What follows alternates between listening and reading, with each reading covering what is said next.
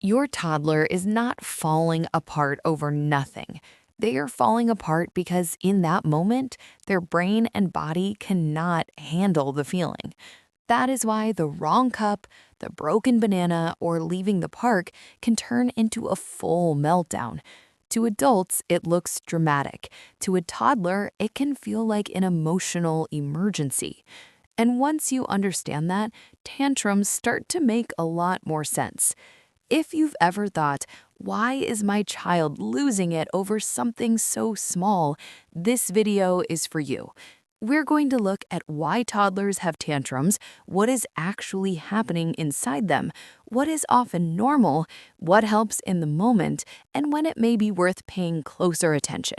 What most parents notice first is the intensity, the screaming, the falling to the floor, the kicking, the hitting, the total emotional explosion over something tiny.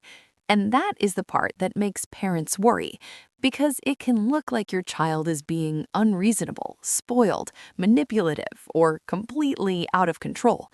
But in most cases, a toddler tantrum is not a master plan. It is a sign that your child has hit their limit. Toddlerhood is a strange stage. Your child is developing strong opinions, strong preferences, strong emotions, and a strong need for independence. They want control. They want to choose the shoes, open the snack, push the button, hold the spoon, and climb into the car seat by themselves. But here's the problem. Their ability to manage frustration is still very immature. So now you have a tiny human with huge feelings, big opinions, and very limited emotional breaks. That is the perfect recipe for a tantrum. A toddler can want something intensely and still have almost no ability to cope when it doesn't happen. That doesn't mean they are bad. It means they are developing. A tantrum usually happens when a toddler becomes emotionally overloaded. Maybe they are tired, maybe they are hungry, maybe they are already frustrated, maybe they are being rushed, maybe they can't explain what they want, maybe they were doing fine until one small thing pushed them over the edge. And that last small thing is often what parents focus on: the cup, the snack wrapper, the sock, the wrong song in the car. But it usually isn't just about that one thing. That thing is often the final straw. That's why the reaction looks way bigger than the trigger, because the trigger is small, but the buildup was not. This next part really matters. A lot of parents try to reason with the toddler in the middle of a tantrum. Use your words. Calm down. It's not a big deal. Stop crying. Look, I can fix it. But when a toddler is deep in a meltdown, they're usually not in a state where logic works. They're overwhelmed, their feeling is bigger than their skill. So when we talk too much during the peak of a tantrum, it often doesn't help. Sometimes it even makes things worse. Not because your child is ignoring you on purpose, because they're overloaded. In that moment, they need less language and more regulation from you. Your calm matters more than your explanation. And here's one of the most reassuring parts. Tantrums are common in toddlerhood. They often show up more during the second year of life and can stay pretty intense for a while, especially when language, impulse control, and flexibility are still developing.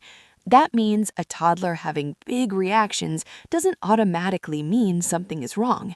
A lot of tantrums are connected to very normal toddler struggles: wanting independence, not liking limits, trouble waiting, difficulty switching activities, being tired, being hungry, not having the words for a big feeling. So yes, dramatic meltdowns can be a normal part of development. Stressful for parents, absolutely, but often still normal. When a tantrum happens, your first job is not to win. It's to regulate the situation.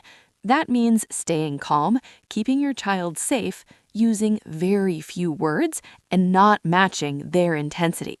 If they are throwing, hitting, or kicking, stop the behavior calmly and firmly.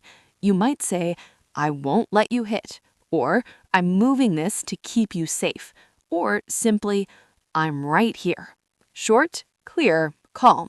If the tantrum is mostly crying and flailing and your child is safe, sometimes the best move is to stay nearby, reduce stimulation, and let the wave pass.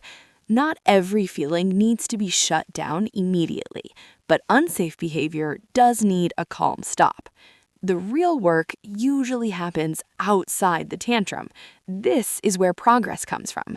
Routines help, sleep helps, snacks help, transition warnings help, simple choices help. Red shoes or blue shoes. 2 more minutes, then bath. You're mad, you wanted to stay. These small moments lower overload and build emotional skills over time. Naming feelings helps too. A toddler can't always say, "I'm frustrated, tired, and disappointed," but over time, they can learn simple words like mad, sad, help, more, and all done. And that matters because when language grows, frustration often starts to go down. Not instantly, but gradually. Most tantrums are part of normal development, but not every tantrum should be brushed off forever.